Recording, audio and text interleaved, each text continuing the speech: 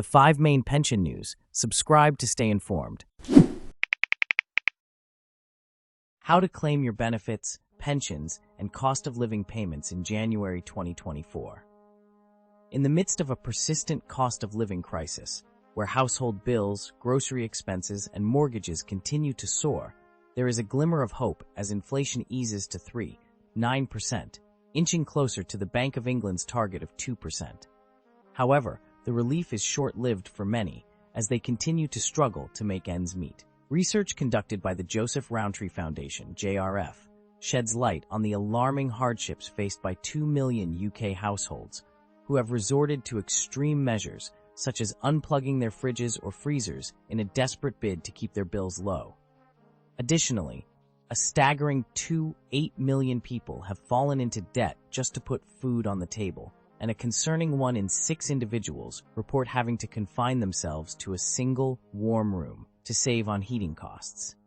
These distressing statistics serve as a wake-up call to the pressing issue of financial hardship plaguing society. To provide some relief to low-income families grappling with these challenges, various forms of state financial support are available throughout the month of January.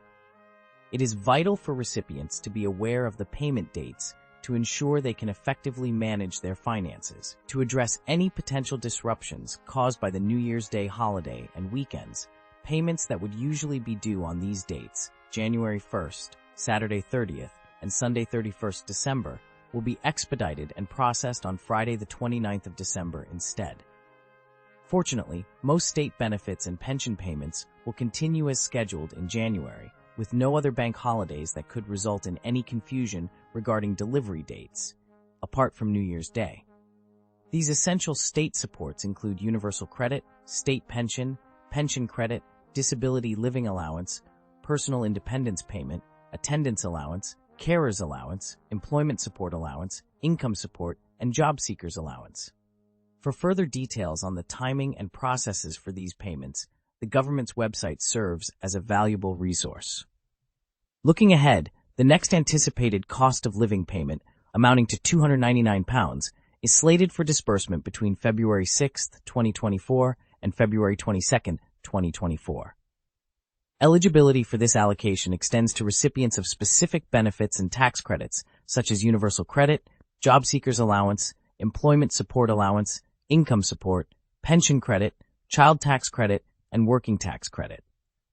This allocation follows a series of previous payments issued throughout 2023, including the initial cost of living payment of £301 disbursed between the 25th of April and 17th of May, the disability payment of £150 distributed between 20th of June and 4th of July, the second cost of living payment of £300 between 31st of October and 19th of November for most individuals, and the pensioner payment made in November 2023. It is crucial for those who believe they are eligible for these payments but have not yet received them to promptly contact the Department for Work and Pensions, DWP, for resolution and assistance. Another support initiative introduced in 2011, the Warm Home Discount, seeks to alleviate the burden of high energy costs for qualifying recipients. By automatically applying a £150 reduction to domestic electricity and gas bills, this one-off discount is typically reflected in billing statements between early October 2023 and 31st of March 2024.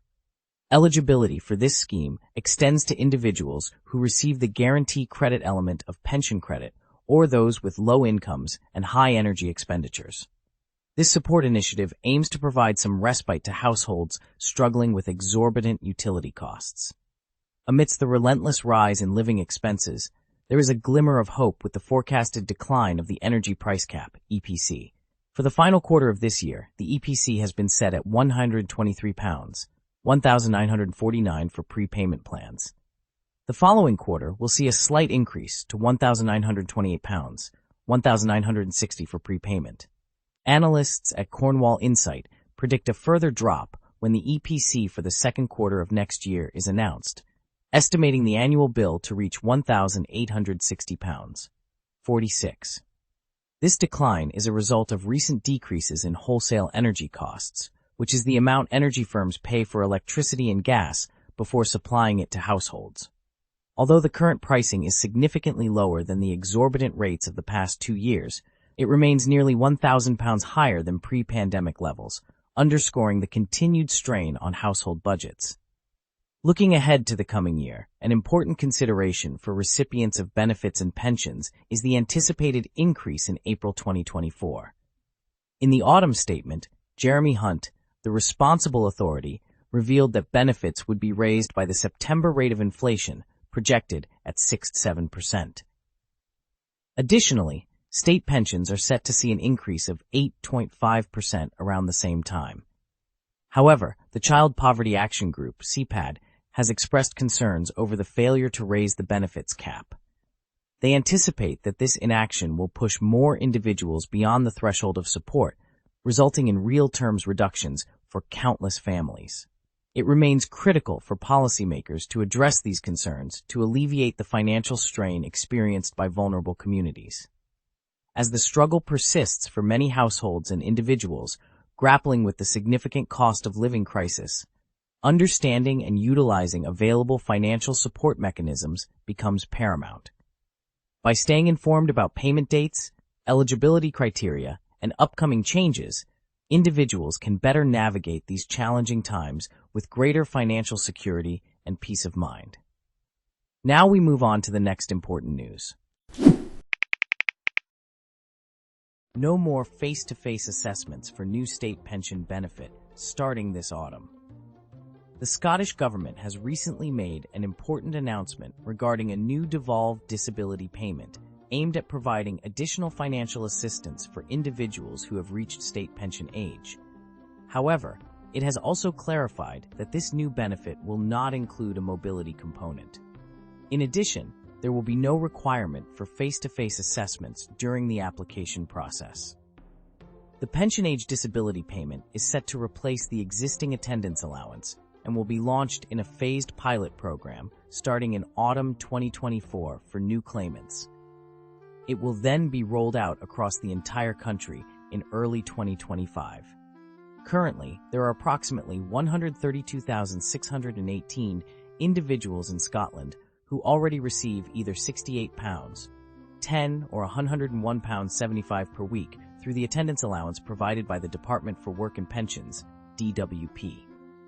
These recipients will not need to apply for the new benefit, as they will be transferred gradually to the Social Security Scotland IT system. The main purpose of the pension age disability payment is to assist older individuals with disabilities who require assistance in taking care of themselves or need supervision to ensure their safety. To determine eligibility for this benefit, Social Security Scotland will consider the applicant's account of their circumstances and any existing supporting information. There will be no face-to-face assessments. Instead, examples of supporting information may include an occupational therapy assessment, a report from a district nurse, or information provided by a partner. Social Security Scotland has also stated that they will take responsibility for gathering information from various sources suggested by the individual, if necessary. Eligibility for the pension age disability payment is based on the following criteria. Individuals must have reached state pension age or be above it. They must have had their condition for at least 6 months. They must require additional care. The Scottish Government has indicated that the eligibility rules for the new benefit will likely remain similar to those of the existing attendance allowance. It is also anticipated that the rate of all forms of disability assistance, including the pension age disability payment, will remain the same as the current rate of the equivalent UK disability benefit. The rate of assistance will be adjusted in line with inflation each year. This transition process from the DWP systems to the Scottish welfare system will involve approximately 700,000 individuals currently receiving benefits such as attendance allowance, personal independence payment, PIP, disability living allowance, DLA, and carers allowance. The aim is to complete this migration by the end of 2025. In summary, the pension age disability payment will provide financial support for elderly individuals with disabilities. It will not include a mobility component, and there will be no face-to-face assessments. The eligibility criteria are expected to be similar to the existing attendance allowance, and the payment rates will remain consistent with the current UK disability benefit. The transition to this new benefit will happen gradually over the next few years. Now let's move on to the third important news of today's edition. Don't forget to subscribe to the channel to stay updated on the news. What the Court of Appeal decision means for UK pension firms and how to resolve disputes. Pension trustees and advisors in the UK have recently been provided with guidance on procedures for recovering overpayments. This follows a disappointing and frustrating ruling by the English Court of Appeal. The Pension Ombudsman, PO, has published a fact sheet to help schemes navigate the process of reclaiming disputed overpayments after the Court of Appeal's decision that the PO is not considered a competent court for this purpose under the Pensions Act 1995. The court ruling dictates that if a member disputes an overpayment, the scheme trustee must apply to the county court to enforce the PO's determination on the repayment. This decision has been seen as a blow to the PO's enforcement powers and an unwelcome inconvenience for pension trustees. According to the 1995 Act, trustees can recover mistakenly overpaid benefits by offsetting them against future payments using the self-help remedy of recoupment. However, when the amount to be repaid is disputed, the obligation to repay must be enforceable by a competent court or an arbitrator. In the Court of Appeal's judgment, the PO was deemed not to fulfill these criteria. In response to the ruling, the Department of Work and Pensions is supporting legislative changes to empower the PO to resolve outstanding overpayment disputes without involving the county court. The PO's fact sheet aims to provide clarity on how pension firms and trustees should handle overpayment disputes during this interim period. They emphasized that involving the county court should not be overly burdensome, as the court's role is to enforce the Ombudsman's determination rather than reconsider the merits of the complaint. The fact sheet includes guidance on managing overpayment disputes at the Internal Dispute Resolution Procedure, IDRP stage. The PO strongly encourages all parties to raise any possible defenses to overpayment recovery and addresses them properly during the IDRP. If the defenses raised are unsuccessful in resolving the dispute, the PO urges parties to consider the type of repayment schedule that can be achieved and directed by the Ombudsman. It is expected that, in most cases, an agreement will be reached before or during the Ombudsman process, rendering a formal determination unnecessary. However, parties can request a determination if they wish to clarify whether the scheme is entitled to recoup the overpayment. Parties are then given the opportunity to appeal the PO's determination to the High Court. The fact sheet also highlights a practical problem that schemes now face after the competent court ruling. To implement a disputed recoupment determined by the PO, schemes must take an additional step of obtaining an order from the county court to enforce the determination. The PO clarifies that the county court will not re-examine the merits of the case, but will authorize the pension scheme to start deducting the overpayment from the member's future pension payments. The PO will provide the court with a certified copy of the determination, and the court will handle the matter based on the submitted papers. The PO has already issued its first determination under this process, along with a designated schedule. Liam Fitzgerald, a pension litigation expert at Pinsent Masons, commented that it is beneficial to see the intention of the DWP to remove the county court's step through legislation. In the meantime, it is helpful that the PO has practical measures in place to expedite the process under its determination process. There are two important news left in this edition. Stay with us. Why the pensions regulator members are going on strike again this week. Tomorrow marks the 37th day of strike action by the members of the Public and Commercial Services, PCS, at the pensions regulator, TPR. The dispute between the workers and management at TPR began in September and shows no sign of resolution. As tensions escalate, the PCS members have decided to take action on January 10th, 11, 12, 16, 17, 18, 24, 25, 26, 30, and 31, as well as February 1st. The crux of the issue lies in the pay rise offered to the PCS members at TPR. While other civil service employers have agreed to a 4.5% pay increase, the workers at TPR were only offered a 3% rise. This discrepancy has not been well received by the PCS members, who feel that their contribution during the pandemic and a subsequent pay freeze has not been properly acknowledged. Since the start of the dispute in September, PCS membership at TPR has seen a significant increase of 163%. This surge in membership suggests that more workers are becoming disillusioned with the treatment they receive from their employer. In fact, many members have reported a growing backlog of work and a disruption in TPR's ability to fulfill its statutory duties as a result of the ongoing strike action. One member expressed the dilemma faced by the striking workers, stating, "We have a choice to make. Either send a message now and hope for change, or give up and leave TPR." This sentiment reflects the overarching frustration among the PCS members, who feel undervalued and underappreciated. Furthermore, there is a general consensus among the members that they have been left with no alternative but to strike due to the actions and responses of TPR. The lack of engagement from the employer and their refusal to meet with the union has led to further discontent and bewilderment among the workers. They firmly believe that dialogue is necessary to resolve this matter and reach a fair agreement. The decision to continue with the strike action and intensify it comes after an overwhelming majority of 95-70% voted in favor of more action in a recent ballot. The high turnout of 75% indicates the strong support and determination of the PCS members. Despite the ongoing dispute, the PCS remains committed to finding a resolution. They have held multiple meetings with TPR management and believe that negotiations have not yet reached an impasse. It is in the best interest of all parties involved to engage in meaningful conversation and come to a mutually beneficial agreement. PCS General Secretary Mark Serwotka highlighted the irony in TPR's mission to build people's confidence in pensions while simultaneously losing the confidence of its own workforce.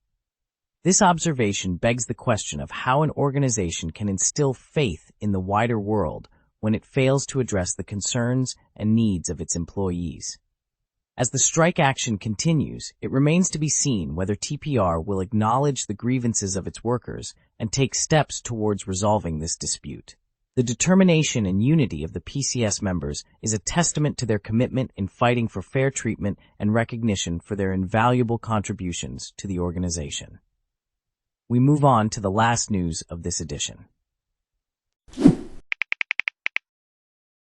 The Ultimate Guide to Financial Planning for Retirement in 2024. Flagstone, the leading cash deposit platform in the UK, has conducted an extensive study on the trend of early retirement in modern times. The study not only explores the desired retirement locations within the country, but also delves into insightful data such as the average size of pension pots at different ages and the percentage of individuals who have not yet considered the length of their retirement funding. The economic uncertainties of recent years have led to a significant impact on the financial well-being of individuals in the UK. As a result, a large proportion of British adults have found themselves borrowing more money to cope with the rising cost of living in 2023. These financial pressures have raised concerns about whether the accumulated pension assets will be sufficient to support a comfortable retirement. After years of hard work, it is only fitting to aspire to a retirement that is both fulfilling and rewarding. Statistics show that in 2022, only 33% of individuals aged 50 to 64 were recorded as retired, which marks a slight decline from the previous year's 34%. This data raises questions about the feasibility of early retirement and the financial prospects of relying solely on pension funds. The transition into retirement should be anticipated with excitement and proper planning. It is crucial to consider factors such as inflation and the dynamic nature of the economy, as these can significantly impact pension plans and overall financial preparedness for retirement. Determining the ideal retirement age depends on various factors, such as financial readiness and personal preferences. While 60% of the British workforce chooses to retire between the ages of 65 and 69, some individuals opt to retire as early as the minimum pension age of 55. The decision to retire is a deeply personal one, driven by factors such as financial stability and emotional readiness for a new chapter in life. The introduction of the Pension Freedoms legislation in 2015 made retiring at the age of 55 a popular goal for many. This legislation allows individuals to access their defined contributions pension scheme from the age of 55 and withdraw as much of their savings as desired. However, it is important to note that from 2028 onwards, the minimum pension age will increase to 57, potentially impacting retirement plans. With only 6% of employed individuals in the UK having multiple pension types, diversifying investment options may be worth considering to align with future retirement goals. Early withdrawal of private pensions before the age of 55 or 57 from 2028 onwards depends on the specific pension provider. While some schemes allow early withdrawals, penalty fees and a substantial 55% income tax bill imposed by HMRC may diminish the future value of the pension fund. To safeguard the investment value, it is often advisable to wait until reaching the minimum pension age before making any withdrawals. Semi-retirement presents an alternative for individuals who are not yet ready to completely exit the workforce but desire a more relaxed lifestyle. This approach involves gradually reducing working hours or transitioning to a less demanding job to strike a balance between work and leisure. Semi-retirement can facilitate a smoother adjustment to a slower pace of life, while also allowing individuals to save for retirement for longer and contribute more towards their pension. The definition of early retirement has evolved over time alongside the increasing state pension age, which currently stands at 66 for both men and women, but is set to rise to 67 between 2026 and 2028. Consequently, early retirement is generally considered any retirement before the age of 66, with retirements during the 50s being the most common. Interestingly, the study conducted by Flagstone revealed that cities in the north of the UK displayed a higher interest in financial independence, retire early. Manchester emerged as the city with the highest number of fire-related searches, with 759 searches per year per 100,000 residents. To determine the cities in the UK most interested in fire, Flagstone analyzed search volumes related to fire keywords from the past 12 months in the top 20 most populated locations. The study focused on 18 cities, excluding the 2 least populated due to low search volumes and insufficient data. The search volumes were adjusted per 100,000 people to enable meaningful comparisons between cities. Population data was sourced from worldpopulationreview.com for both the analyzed locations and the adjustment calculations. When it comes to retirement income options, individuals with a defined contribution pension, where contributions are made by both the individual and their employer, have the flexibility to choose how they receive their retirement income. They can either opt for income drawdown, which involves drawing money from the pension fund to provide an income while keeping the remaining amount invested, or they can use a portion of the fund to purchase short-term annuities for a guaranteed income.